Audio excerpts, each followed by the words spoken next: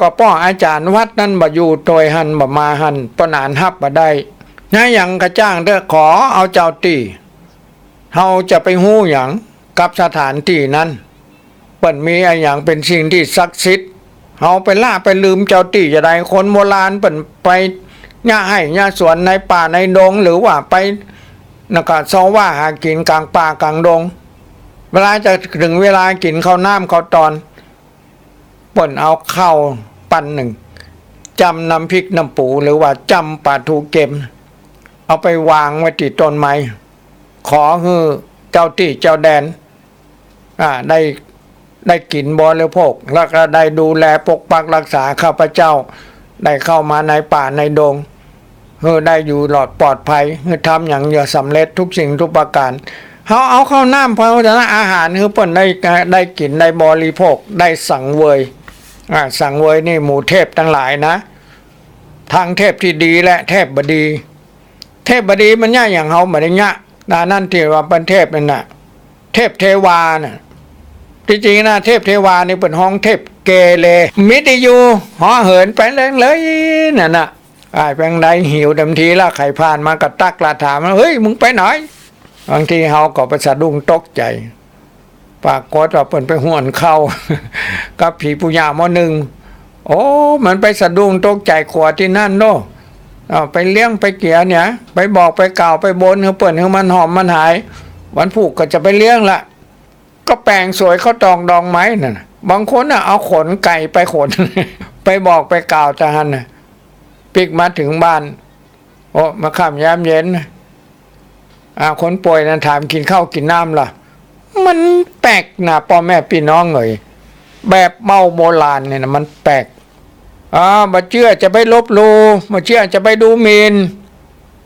เมื่อ2-3 วันนี่พ่อแม่พี่น้องได้ยินก่อนได้หันก่อนในข่าวปลุงเนี่ยนะอายุ60 กว่าแล้วนะลาไปบวชปรากฏเรามาศีล227นะไปดูถูกดูแคลนเจ้าตี้เจ้าแดนที่เปิ้นเคารพนับถือที่เปิ้นไหว้เปิ้นสาเอาตีนไปย่ำสมมาเตอพระเจ้าฉะนั้นยังไปปัสสาวะเข้าใจบ่เคารพบวชได้วันเดียวนะหายตัวไปเลยบ่โหเต้าทุกวันเนี่ยได้4-5 วันวันนี้ล่ะ5-6 วันแล้วจะพบตัวแล้วพบตัวบ่ฮู้ไปซ้อหาครับคิดครับค่อยละมาเจอก็ไปอาศัยนั่นน่ะแบบเมาโบราณน่ะเปิ้นไล่ดูตีวันเดือนปีตามสโลกตามพรหมจาร์ก็มูนะอันนี้ป้อนานไปฮือมันเหมาะสมตามพรหมจาร์ที่ไปดูหมอดูเมื่อดูหมอเนี่ยแหละผีปุญญามอหนึ่งก็ดีผีหม้อเข้าเตาไฟหรือว่าเปิ้นมีที่เปิ้นได้ศึกษาว่าที่เป็นหมอดูมาก็ไปบวกลบคูณหารวันเดือนปีเกิดวันบวชวันอย่างมันเป็นอย่างบางทีบวชเป็นวันมวยวันเสียวันใหม่วันลมคนเอาถึงวันนี้บ่ใครถืออย่างล่ะพ่อแม่พี่น้องมาถือก่อนได้แต่ว่าจะไปมีคนมาตักมาต่อถ้าคนมาตักก็อาจจะเป็นไปนั่นน่ะน้ำไหลเตยหนตางสีสางตามกำปากฉะนั้นสถานีวิทยุพระพุทธศาสนาแห่งชาติและสังคมขึ้น FM 104.50 เมกะเฮิรตซ์วัดฝ่ายหินของเฮานะครับเนาะได้ตั้งขึ้นมาก็10 ขวบเข้าไปละฉะนั้นบรรดาดีเจทั้งหลายที่ได้มามาจานี่เป็นสาระประโยชน์กับบรรดาอีป่อยแม่อีน้องอีนายของเฮามากปองหลวงหลายอยู่ฉะนั้นท่านเจ้าอำนาจของพระธรรมนี่เป็นคำสั่งสอนขององค์พระศาสดาเอกในโลกแต่ถ้าเฮาบอกว่าคนเฮาเนี่ยน่ายังก็จ้างต้องช่วยตัวเองก่อนก็ช่วยตัวเองเนี่ยก็เป็นกรรมขององค์พระศาสดาเอกในโลกนั้นบอกเหมือนกันแต้มเขียนไว้เหมือนกันคำว่าอัตหิอัตโนนาโถเนี่ยตนและเป็นที่พึ่งของตนเนี่ยอันนี้แหละเจ้าป่อนายแม่เฮยเฮาต้องพินิจพิจารณาดูแต่คนเฮานี่ส่วนมากแต่บอกว่าของสิ่งเหล่านี้ไผบ่ฮู้จักต้องพ่อต้องแม่มาหรอกปนานมันจะไปฮู้หยังมันจะไปได้หยังปนานถามเปิ้นคำนึงมาบอกว่า คำที่เปิ้นได้เล่ามา เจ้าชายสิทธัตถะ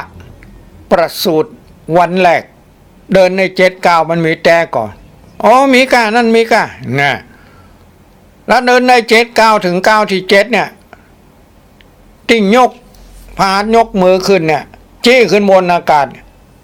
เปิ้นบอกว่าอย่างไรอันนั้นแหละพ้นจากคันมันดามาพระแม่นางเจ้าสิริมหามายาเดินใน7 ก้าวเป่งวาจาเลยว่าตัวข้าพระเจ้าจะเป็นศาสดาเอกในโลกอันนั้นก็มีนะครับเนาะบอกเอาไปว่าหู้มาจากต้องพ่อต้องแม่นะยังมีอยู่เจ้า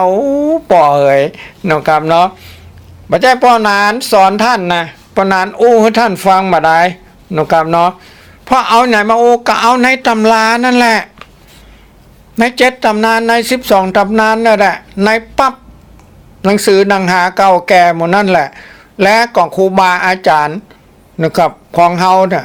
สืบทอดกันมาเป็นเจนมาถึงเจนเฮาเนี่ยยังอำนาจพระธรรมที่ท่านเจ้าเปิ้นได้แนะนำบอกกล่าวมานะครับท่านก็คงอิดนักแก่ละจะอู้อย่างเฮือศรัทธาประชาชนเฮือได้ยินได้ฟังนี่ศรัทธาประเดี๋ยวนี้มีความเฉลียวฉลาดมีความหูท่านเจ้านี่ถ้าทั้งธรรมสูงสุดก็นักธรรมชั้นเอกพ่อแม่พี่น้องเหยแต่อยู่รอบนอกนะถ้าหากปุเปกตาปุญญาตาเมื่อปางก่อนท่านได้ทำสิ่งดีทิมงามมาท่านได้มาบวชเป็นพระเป็นสงฆ์องค์ข้าเจ้าท่านก็ได้ศึกษาเล่าเรียนขึ้นมาแต่ก็มาได้เข้ามาเฮียนในว่าในเวียงหน่อยเฮียนเอาคนเดียวก็ยังมีถึงเวลานะครับเนาะก็ไปขึ้นทะเบียนสอบไปขึ้นทะเบียนเฮียนอันนี้เมื่อสมัยก่อนแต่ละปีสอบมหาปรริญญามูล1มูล2ประโยค1ประโยค2เอานะครับเกิดว่าปุเปกตาปุญญาตาท่านได้ทำสิ่งที่ดีที่งามไว้ เคารพนับถืออย่างก็จ้างนะของท่านและท่านศึกษาก็ตั้งอกตั้งใจนะครับศึกษาเล่าเรียนปี1ก็ได้มหาปรริญญาประโยค1ยังบ่ได้ห้องมหานะก็ได้บ่ได้นะครับทำปี1ได้เรียนประโยค2ก็สอบได้ทำปี1ก็สอบประโยค3ก็สอบได้เป็นประโยค3คำนี้ได้เป็นมหาละนะครับเนาะโอ้มีชื่อมีเสียงห้องกันเป็นมหาละนะครับบางครั้งบางทียังฉลอง ฉลองพระมหาปรริญญา3ประโยคแต่ฉลองท่านมาเข้าใจว่าไปฉลองอย่างง่ายอย่างใดท่านก็โมโหแต่ศรัทธาธรรมก็เป็นสิ่งที่ดีล่ะสักเสริญยกยอท่านก็จะมีจิตใจกับมุมานะศึกษาเล่าเรียนและอบรมบ่มนิสัยให้ศรัทธาประชาชนได้แต่สมัยโบราณพ่อแม่พี่น้องประโยค1ประโยค2ประโยค3มาเหียนไปเตอะ3 ปีจะให้สอบครั้งหนึ่งนะครับ3 ปีเขาจะได้สอบครั้งหนึ่งนะฮะ3 ปีถึงจะได้สอบนะครับ3 ปีเนี่ยได้สอบถ้าได้ก็ได้ละเป็นมหาปรริญญา3แล้วก็ถ้ามีคนเพิ่นจะย้อนถามปนานแล้วปนานได้ปรริญญาอย่างได้ปรริญญาจันเถิงปนานสอบมหาปรริญญานี่นะ3 ครั้งนี่9 ปีพ่อแม่พี่น้อง9 ปีสอบได้ก็ อันที่ไก่หัวนี่มันจะนะเก็บได้ เก็บได้นะครับเนาะนะครับ9 ปีเนี่ยแต่ละ3 ปีเนี่ยเก็บได้ถึง3 ปีหลังจากนั้นก็เลยบัดยอมการนะครับก็ยังได้ไปสอนอยู่ สอนนักธรรมตั้งแต่ชั้นตรีถึงชั้นเอกย้ำวันนี้นะมาแถมท้ายท่านพระเดชพระคุณเจ้าท่านเจ้าคุณอ้องไปสอบถามก่อนเปิ้นก็ถามนะเรื่องบาลีปรากฏว่าเปิ้นนั้นไปสอนบาลีก็กราบท่านเจ้าคุณบอกว่าผมสอบมาได้เรียนมากี่ปีบอกก่อน9 ปี10 ปีละ3 ปีในสอบข้าง3 ปีในสอบข้างสอบมาได้มันถามว่าลูกศิษย์สอบได้ก่อนบางครั้งบางปีลูกศิษย์สอบได้3 ตน5 ตนก็ยังมีนักธรรมนะครับชั้นโทชั้นเอกนะครับนักเรียนลูกศิษย์ลูกหาอันที่ท่านเจ้าที่เป็นครูบาอาจารย์สอนมาก่อนมาเก่าเปิ่นบอกกับมันเหลือขอหมู่เนี้ยคือตุสอนเอาเถอะ48 ตนพ่อแม่พี่น้อง48 ตนนะครับจึงจันตึงจันโทละจันเอกสอน2 ห้องหนึ่งมี20 คนตนปรากฏว่านักธรรมจันโทปีนั่น20 กว่าองค์นี่นะได้18 องค์ ท่านเจ้าคุณให้รางวัลเลยนึ่งกับเนาะท่านตั้งแต่จันเอกสอบได้ถึง8 ตนนะครับโอ้ปีนั้นได้รางวัลจากท่านเจ้าคุณนะครับอันนี้แหละพ่อแม่พี่น้องเอ่ยวาสนาแข่งกันมาได้นะครับเนาะแข่งบกให้บกนานในแข่งใดกะแข่งบุญญาบารมีแข่งวาสนาแข่งมาได้นะครับ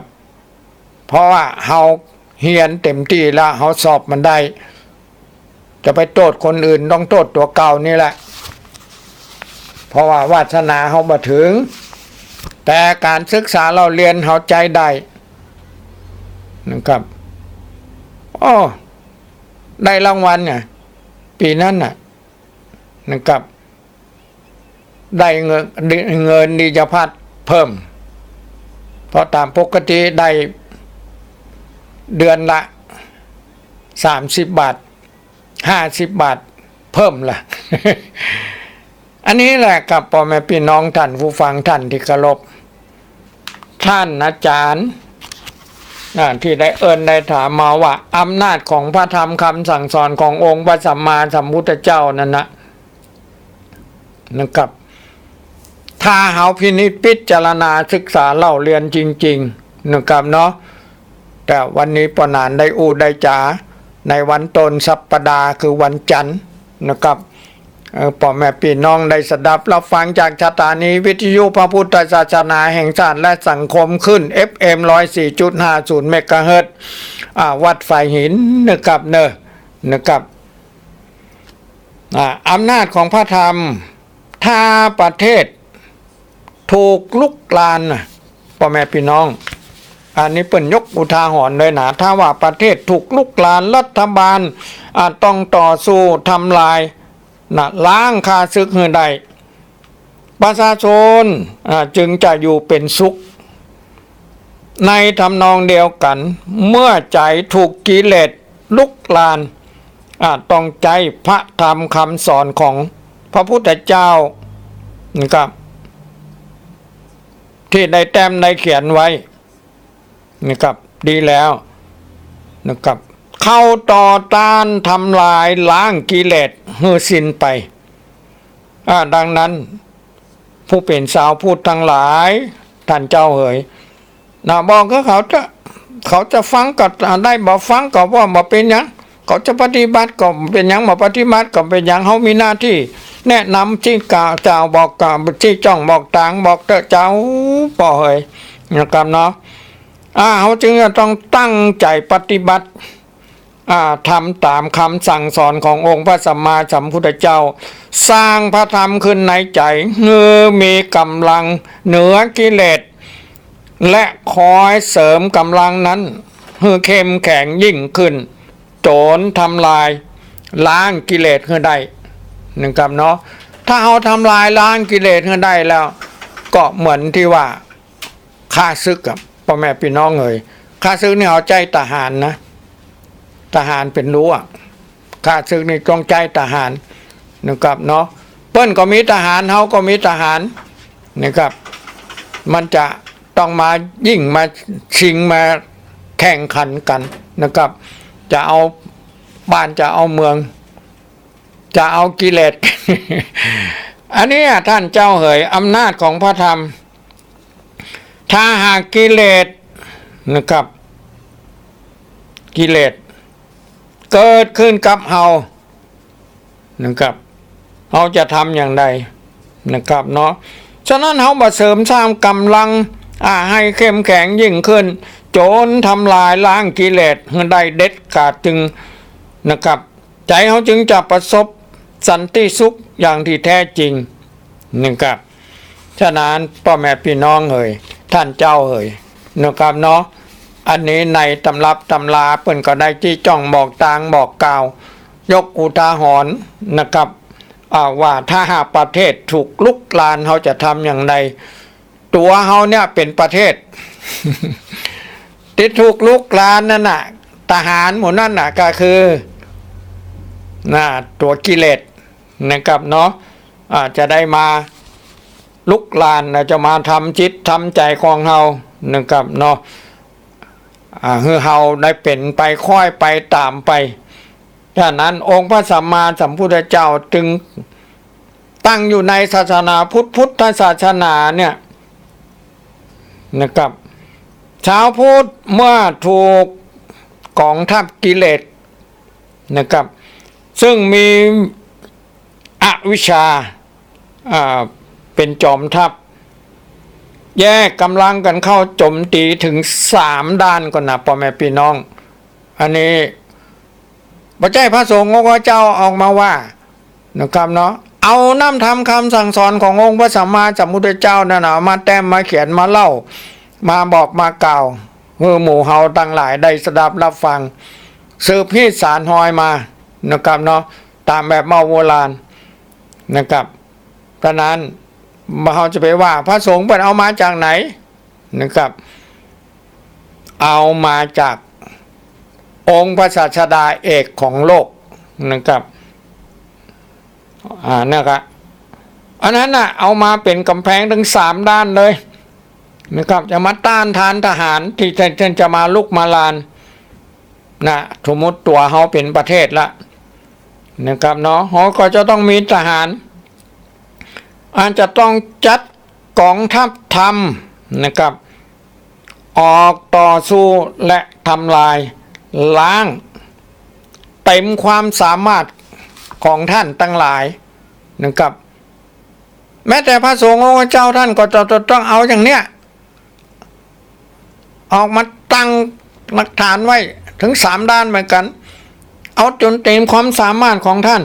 นะครับเนาะนะครับโดยมีวิชาเป็นจอมทัพพ่อแม่พี่น้องเลยนะครับอันนี้ท่านเจ้าที่เปิ่นบอกของปนานมานี่เปิ่นคงจะได้ศึกษาสิ่งเหล่านี้แล้วอยากให้ของปนานเนี่ยได้อู้ต่อท่านมาได้มาอู้มาจ๋าก็ขอยกมือสากราบไหว้นะท่านเจ้าเอ้ยนะครับเนาะดีแต่ละปนานยังเกิดมาถึงสิ่งเหล่านี้นะครับเนาะแล้วก็ได้สดับรับฟังท่านนะท่านแล้วก็จะได้เอามาอู้มาจ๋าก็มันมีอยู่ในตำรับตำราอยู่แล้วนะครับเนาะอันนั้นอ่ะเขามีวิชาเนี่ยเป็นจอมทัพแล้วแบ่งกำลังออกเป็น3 กองด้วยกันนะครับเนาะเพราะมันมีอย่างปล้นบ่เหลียแบ่งเป็น3 กองเลยก็ทหารกองร้อยกองพันกองอะไรอย่างนั้นกันนะครับทหารบกทหารอากาศทหารเรือ มันต้องมีนะครับแต่ว่าในทางศาสนาของเฮานี่ กองทัพ